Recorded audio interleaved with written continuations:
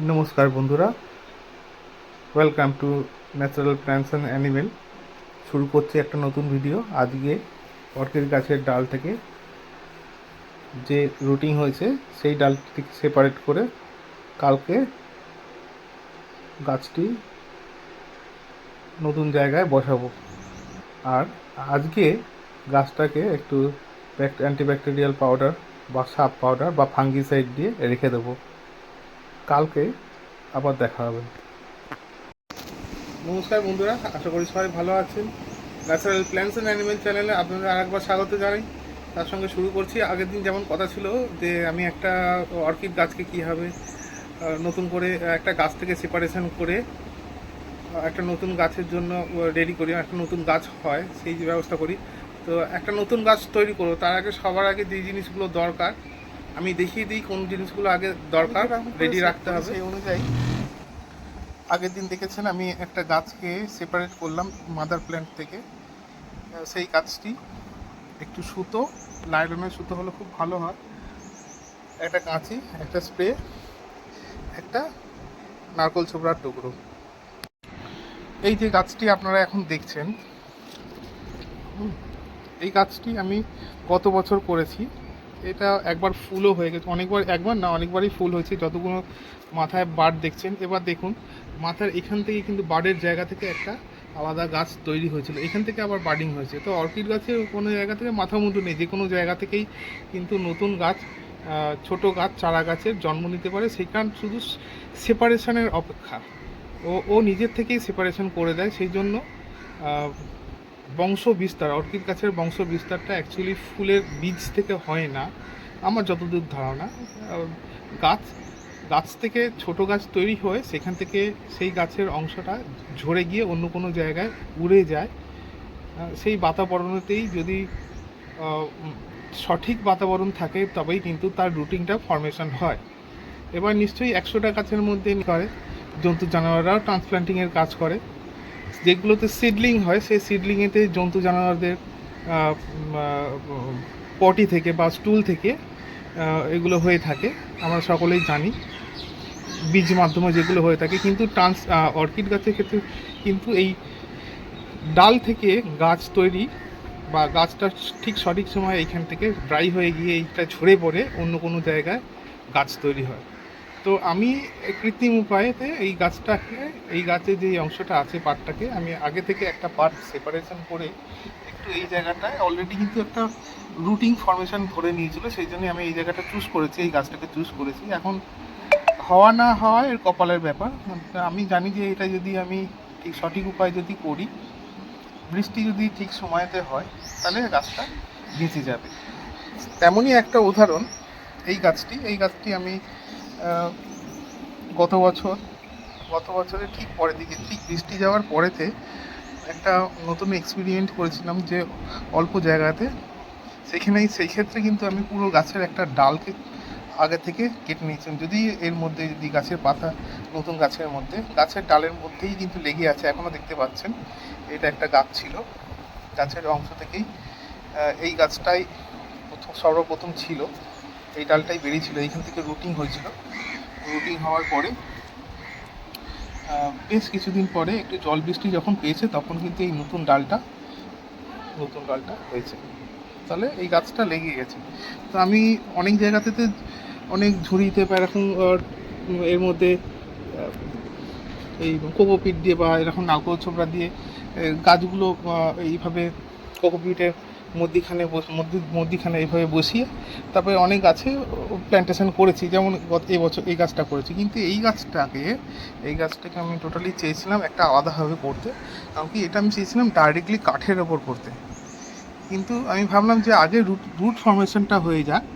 Root formation হয়ে গেলে এর ঠিক সময় যখন বর্ষাটা পড়বে তখন এই যত এই নারকোল ছোবড়াগুলো আছে সব সরিয়ে দেবো। সরিয়ে দেওয়ার পরে আস্তে করে এটাকে খুলে আমি এই কাঠের সঙ্গে বেঁধে দেবো। কাঠের মধ্যেই কিন্তু এই গাছটা হবে। সেটাও একদিন একটা সময় ভিডিও করে দেখাবো। তাহলে দেখে নিই যে নতুন গাছ কিভাবে তৈরি করব। তো বন্ধুরা, আগেই বলেছিলাম আমার যেগুলি দরকার সেগুলো আমি হাতের কাছে নিয়ে নিয়েছি। তো সবার প্রথমে এই গাছটিকে ঠিক এইভাবে, যাতে এই ফাঙ্গিসাইড দেওয়া আছে, এটা ফাঙ্গিসাইড দিয়ে রেখেছি, কারণ কি এর নিচে এই জায়গাটা নষ্ট না হয়ে যায়। এবার কি করব, এটাকে আমি বেঁধে নেবো, ভালো করে টাইট করে বেঁধে নেবো যাতে এটা নড়চড় না নড়ে। তাহলে দেখুন বন্ধুরা, আমি একদম শক্তপোক্তভাবে একদম লাইলন সুতো দিয়ে পুরো গাছটাকে ভালো করে বেঁধে নিয়েছি। একটা জিনিস বলার বিষয় আছে, সেটা হচ্ছে যে এই গাছটা যে বাঁধলাম, যদি এখান থেকে রুট বেরোয়, এখান থেকে যদি শেকড় বেরোবে তো অবশ্যই, কারণ বর্ষার জল পড়বে, বেরোবে, এই গাছটি কিন্তু আর ঠিকঠাকভাবে প্রকট হবে না। ঠিক আছে, এই গাছটার জন্যই কিন্তু গাছের পাতা দুটি প্লাস এই গাছটির এই অংশ, এই রুটিং ফর্মেশন যেটা হয়ে আছে, এই দুগুণই আমি ডিটারমাইন্ড হতে পারি যে গাছটা থেকে নতুন কোনো প্ল্যান্টেশন হতে পারে। এবার কথা হচ্ছে এই গাছটা কিন্তু একটু এফেক্টেড, গাছটাতে কিন্তু একটু সঠিক সময়ে যদি বৃষ্টি বাদল হয়নি। তো অর্কিড গাছে এটা হচ্ছে একটা ফাঙ্গাস, এটা হচ্ছে ফাঙ্গাস, গাছের এই যে কালো স্পটগুলো হচ্ছে ফাঙ্গাস। এর জন্য একটু সঠিক টাইমে যদি একটু ফাঙ্গিসাইড স্প্রে করা যায়, বিশেষ কিছু না, যদি সাব পাউডার যদি 5 গ্রাম 1 লিটার জলের মধ্যে মিশিয়ে যদি প্রত্যেক সপ্তাহে সপ্তাহে যদি গাছগুলোকে স্প্রে করা যায়, এরকম কোনো স্পট আসবে না। তার সঙ্গে এর যে প্রয়োজনীয় খাবার, আমি বলে রাখি, এর প্রয়োজনীয় খাবার 19-19-19 বা 20-20-20 প্রত্যেক 1 লিটার জলের মধ্যে 5 গ্রাম করে মিশিয়ে দুপুরের দিকে স্প্রে করতে হবে, যখন রোদ চলে যাবে। প্রত্যেক 15 থেকে 20 দিন অন্তর, 20 দিন অন্তর করলেই ভালো। 15 দিন, কারণ তো আমাদের এখানে তো সেরকম ময়েশ্চার থাকে না, তাই গাছের রুটগুলো সবসময় ড্রাই হয়ে যায়, আর ড্রাই হয়ে গেলে কিন্তু এর ফাঙ্গাস আসা বাঞ্ছনীয়, ফাঙ্গাস আসতেই পারে।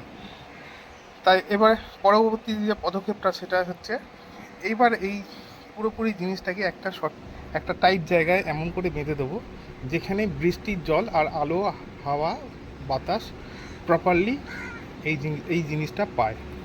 বেঁধে নিয়ে তারপর দেখাচ্ছি আপনাদের। ঠিক এই জায়গাটায় আমি শক্ত করে বেঁধে দিয়েছি, আর একটু শক্ত করে বাঁধাতে ঠিক সময় এসে একটু তার দিয়ে, গ্যালভানিজ তার দিয়ে আমি বেঁধে দেবো।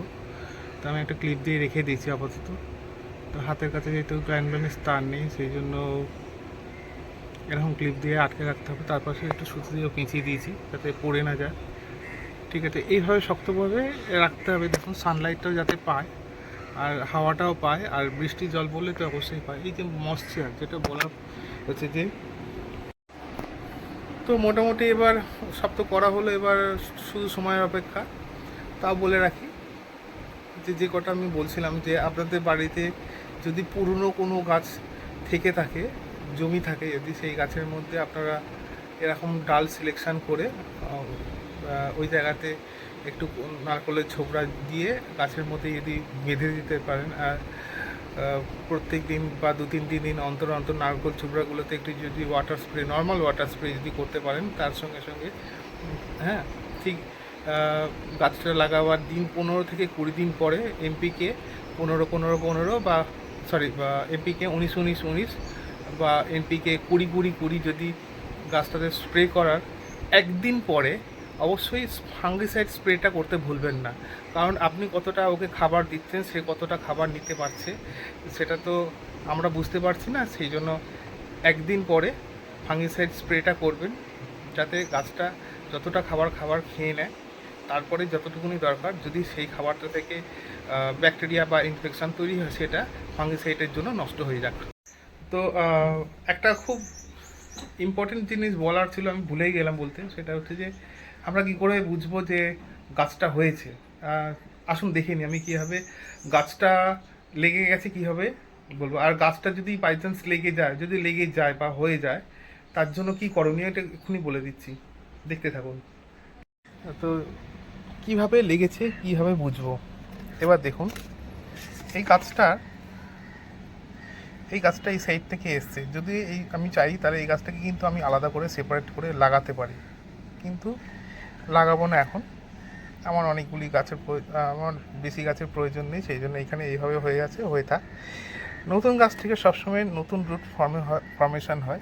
নতুন রুট সবসময় এরকম দেখতে হয়। যখনই আপনার গাছটা লাগাবার পরে ঠিক 1.5 মাস থেকে 1 মাস থেকে 1.5 মাসের মাথায় যদি এরকম কাঁচা রুট বেরোয়, এটাকে বলে মূলত্র বা মূলত্রাণ, মূলটা মানে একদম শেকড়ের ডগায় থাকে।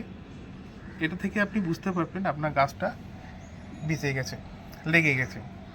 অর্থাৎ যদি লেগে যায় সঙ্গে সঙ্গে কিন্তু ওকে অন্য জায়গায় শিফট করার দরকার থাকে না, দরকার না করলেই ভালো। কিন্তু আপনারা যদি নতুন করে থাকেন তাহলে আপনারা অত সহজে গাছটাকে বাঁচাতে পারবেন না। গাছটা রুট বেরিয়ে গেছে এই না যে আপনি গাছটাকে কিন্তু সঙ্গে সঙ্গে বাঁচিয়ে ফেলবেন। সেটা তার যে হারে সে বৃদ্ধি হচ্ছিল গাছটা লেগে যাওয়ার পরে, সেই কিন্তু বৃদ্ধিটাকে স্টপ করে দেবে যদি কোনো রকম তাকে নিয়ে টানাহেঁচড়া করা হয়। এবার কথা হচ্ছে, এবার আমাকে দেখুন, আমি তো আপনাদের একটা জিনিস দেখাই। আমার এখানেতে বেশ কিছু গাছের অংশ আছে, পার্ট আছে, যার গায়ের থেকে অনেক ছোট ছোট গাছ বেরোচ্ছে। যেমন এই একটা গাছটা একটু দুলছে, হাওয়া দিচ্ছে বলে বাইরে, দেখুন দেখা যাচ্ছে।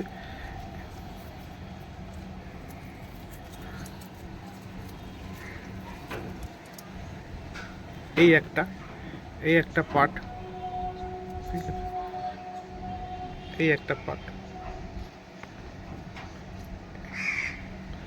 এই একটা পার্ট। তো এখানে বেশ কিছু এই গাছটার মধ্যে ছোট ছোট চারা গাছ এখান থেকে সিলেকশন করা যায় এখান থেকে।